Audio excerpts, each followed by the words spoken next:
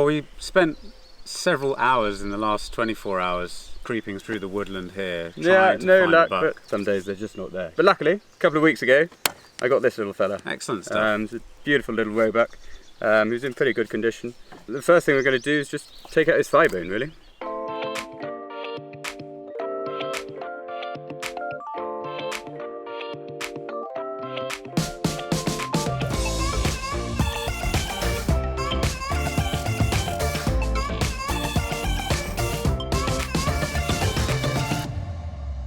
Right, well, you've done a lovely job of butchering up that haunch. What are you going to do with them now? So the first thing we're going to do is a Pulian street food classic. They're called bombette. It's strips of meat, a little bit of rosemary, parmesan, mixed up together, a bit of lemon zest, sprinkled over, a bit of capicola, so cured pork neck, a bit of Italian cheese, provolone we're using to give it, that's going to melt and be really soft and smoky and delicious on the wood fire. Roll it all up together, wrap it up in this rather magical stuff, pig caul fat. Fantastic.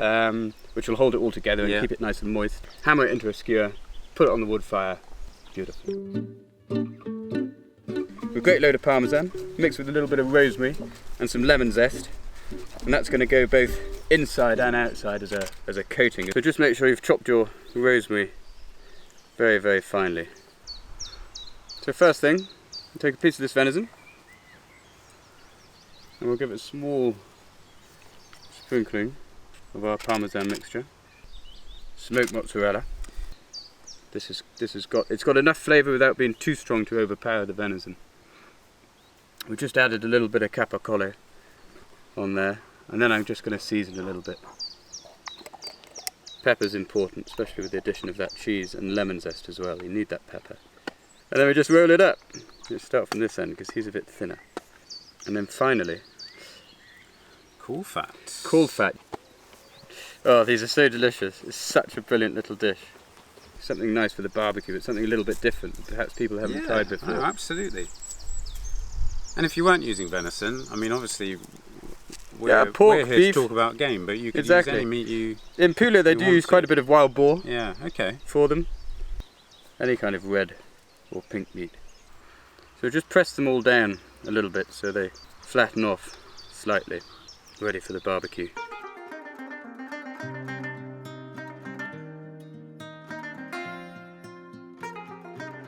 These are going to go on about 2 to 3 minutes each side. Nice sizzle. Yeah, they're not going to take long. Never cook on a fire until you've got white coals. Good amount of heat, yep. Exactly. And what are you, I mean, the meat itself is quite thin, so it's not going to take long to cook through. Yeah, exactly. But are you looking for that to still be pink when you take it off, or cook? It could be a little bit, but in fact you want to melt that cheese down. Yeah, so it needs a bit of time. Exactly, yeah.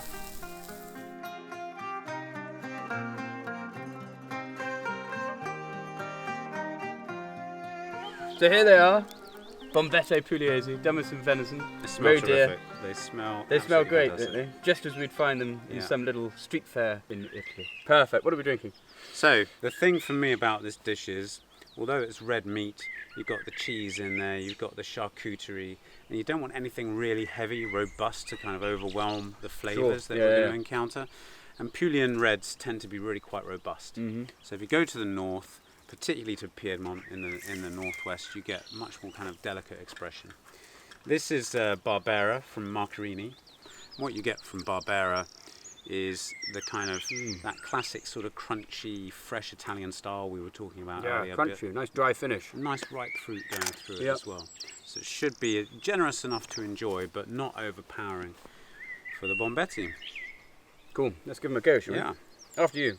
Thanks very much. They might be a bit messy. Well, let's see how we get on. Look like a little mess, actually. Tail.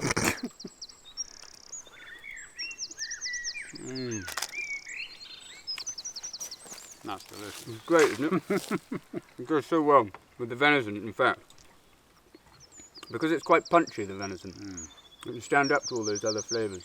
But when you put this to your lips and you get that saltiness that hits straight away, and then the meat, the kind of meatiness, the sweetness that follows on after it's absolutely fantastic. It's mouth-watering. It's slightly dry finish. Yep. Which cuts through all of that richness. And there's a bit of the kind of Barbera you would typically drink when it was quite young. and this is 2015, so it's got a little bit of age on it, and you're just starting to see that initial sort of bright cherry fruit move into a more sort of dried fruit spectrum as well, just giving a little bit of interest to it. That's beautiful. Very fine choice.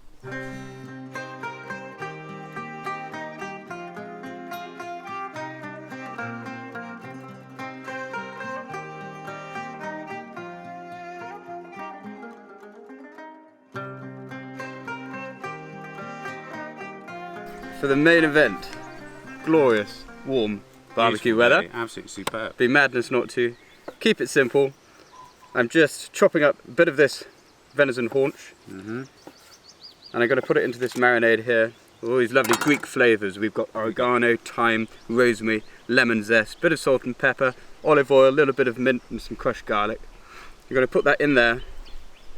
Lemon juice as well. Mix it all up, and then we'll leave that to marinade for half an hour, Okay. as much as you like. If you left it overnight? You leave it overnight if you like, no trouble. No trouble, it'll be even better. So we mix that all up nicely. We're going to put that onto some skewers, and we're going to make some Greek style souvlaki.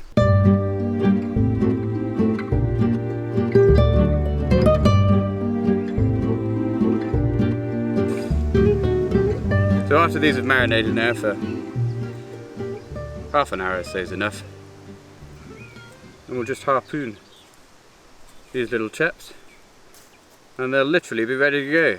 Do it on a really nice high heat, get a kind of crispy outside on him, nice and smoky, a little bit charred, and then all that cooling mint yogurt will just offset that beautifully.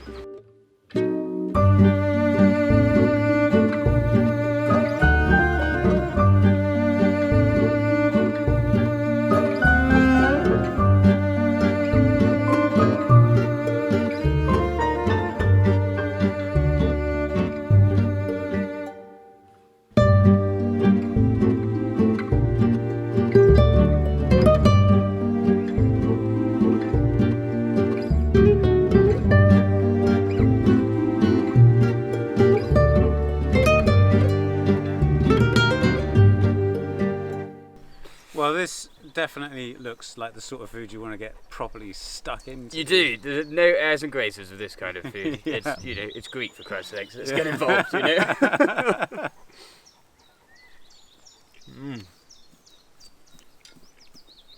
I've got to say, you've cooked this venison perfectly. Yeah, it's good news. Beautifully pink. It just wants to be lightly pink, doesn't really, it? really tender.